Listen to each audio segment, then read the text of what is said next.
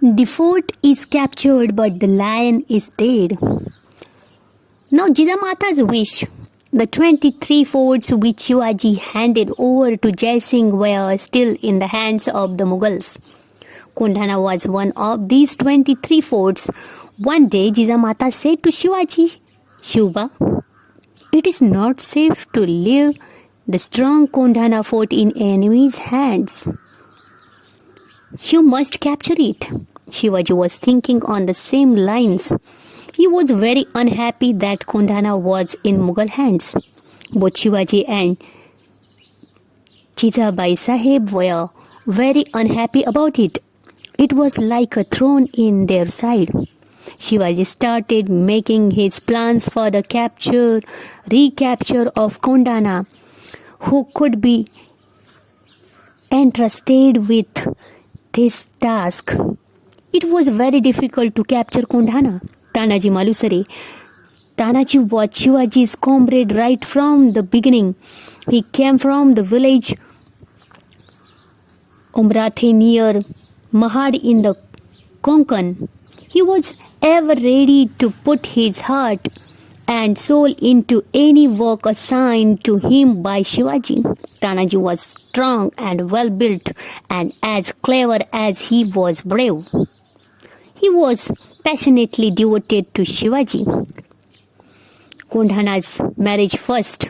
Tanaji was busy making preparations for his son Raiba's wedding. Everyone in the house was busy with the marriage preparations. The marriage was only 4 days away. Tanaji thought that he would go and invite Shivaji Maharaj and Ma Sahib to the wedding, accompanied by Shelar Mama.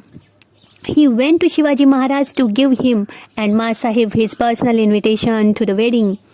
On receiving the invitation from Shelar Mama, Shivaji said, Shelar Mama, you go back and celebrate the wedding.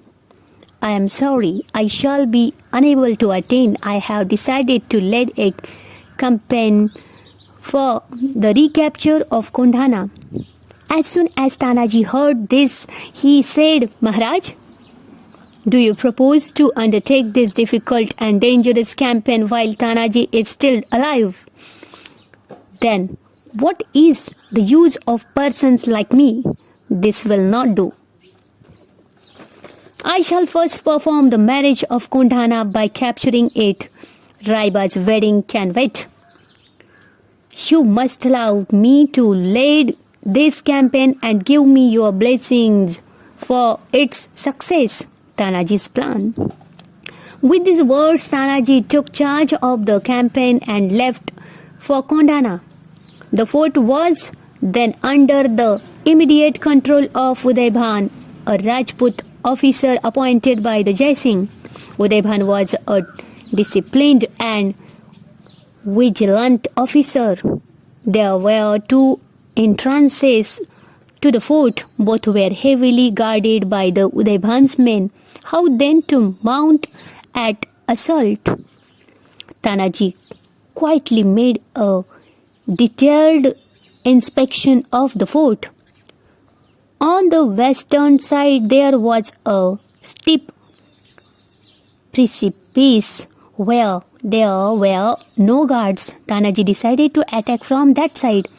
He explained his plan to his younger brother. He said, you take a detachment of 500 troops and try and reach the Kalyan gate. With another 300 I shall scale this precipice and get inside the fort. As soon as we are there, we shall throw open the doors of the Kalyan gate. Then you step in and join us. Together we shall destroy the Mughal troops defending the fort. With the plan thus finalized, Suryaji and Tanaji went their different ways over the precipice and into the fort. It was a dark night. Tanaji and his men were gathered at the foot of the precipice. The sound of crickets could be heard all round. 5 or 6 members of Tanaji's party started to scale the precipice. It was indeed very high and steep, but somehow they managed to get a foothold in the rock, pulled themselves up by pushing their fingers into rock crevices, and began the difficult and dangerous climb. Slowly but surely they reached the top. As soon as they were on safe ground, they tied a thick rope to a strong tree and let it down the precipice. The others took hold of the rope and climbed up to the top like monkeys. Tanaji's valor. By now Suryaji had reached the Kalyan gate. He waited there for the doors to open. The battle on the fort started. Udaybhan heard of the attack. The battle drum was sounded. Udaybhan's garrison attacks Tanaji's men. A grim battle started between the two forces in the light of dancing torches. The Mawlas opened the doors of the Kalyan gate. Tanaji was fighting like a brave lion. Udaybhan attacked him. Both were very brave and the battle between them was fierce. Tanaji's shield was broken, so he tied his upper garment round his defending hand to parry Udaybhan's blows and continued the fight. In the end, both were mortally wounded and fell fighting. The fort is captured, but the lion is dead. With the death of Tanaji, the Mawlas found themselves without a leader and began to retreat.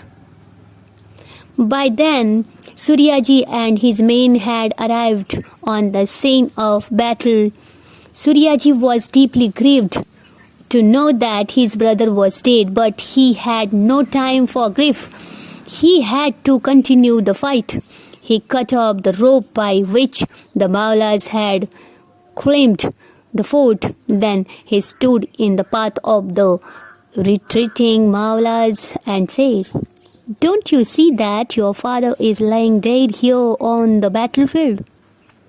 Are you not ashamed to run away like a bunch of cowards? Turn back and fight, for I have blocked your retreat by cutting off the rope by which you climbed up.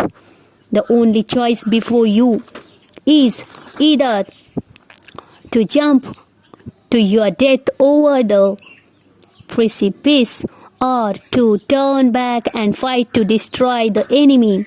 So the Mawlas returned to the fight and attacked the enemy. A fierce battle raged, and Mawlas ultimately conquered the fort, but in the process had lost their brave and lion-hearted leader Tanaji.